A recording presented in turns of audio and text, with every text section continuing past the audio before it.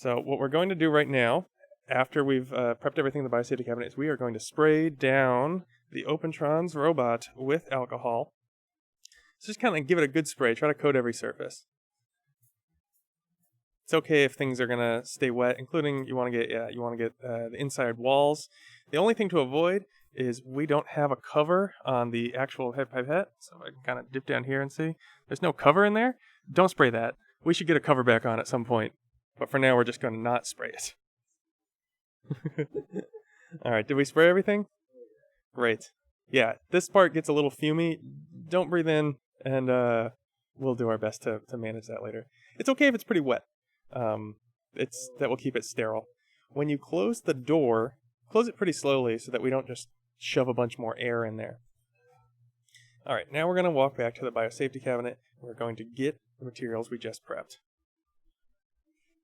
So here we are at the biosafety cabinet. We're going to pull out our 9 trays, and we're going to walk that over.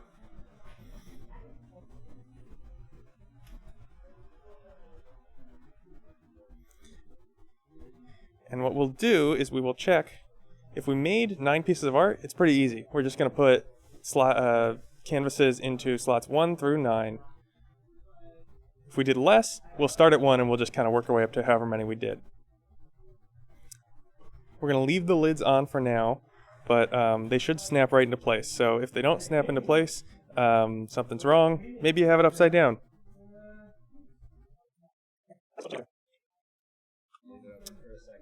Fabulous. Now we're going to go get our liquid palette.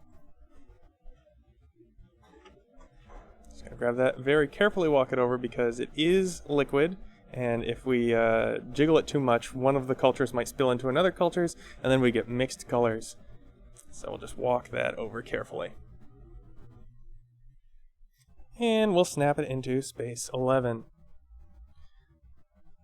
The orientation is very important. So make sure that we do it just like we said we would. That A1 is the top left, and there are 3 in the top row and 2 in the bottom row. Just going to snap that right into place. Good a time as any to note that the colors may look pretty similar, and that's okay. They're going to start to express color a little later.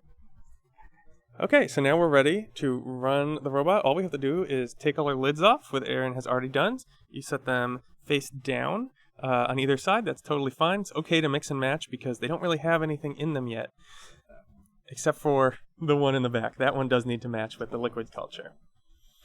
The other thing, you need to take the lid off the pipette tips, and you should check that the pipette tips actually have pipette tips all along the left column. So in this case, we don't. Let me see if I can, so Aaron's just going to slip one there in position A1.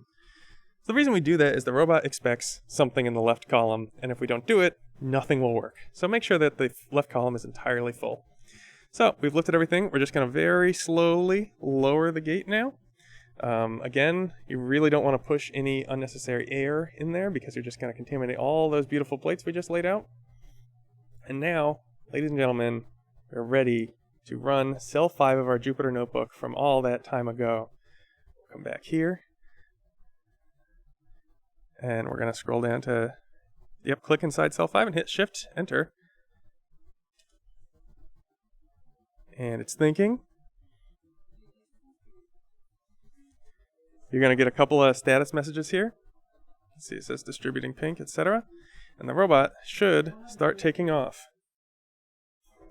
So what we'll see here, the robot's just going to pick up a first tip, and we'll start filling that tray. And we'll just watch it. It should distribute all of one color at a time.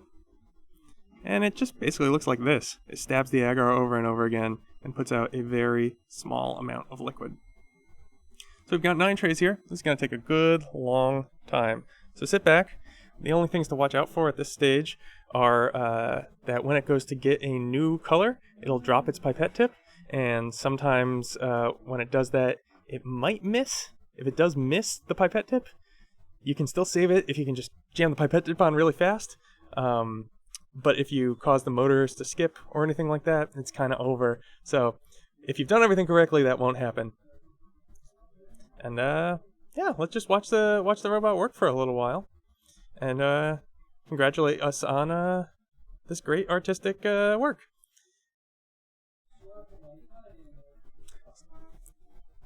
So our robot's working away happily now, but at the very end we're just going to reference our original script that we ran some time ago and note the slots that it said it would use right here. So in this case it would just be this piece of art lives in slot 1. So at the very end of our run we will come back to our pieces of art, label along the sides of the trays with a marker, and write this art name and the date, and I think that's really it. And then we'll wrap it up with some parafilm and then put it upside down so the agar side is up inside the incubator, which I will now walk to. So over here, it's that one. So it's the lower incubator, and if we look inside here, we can see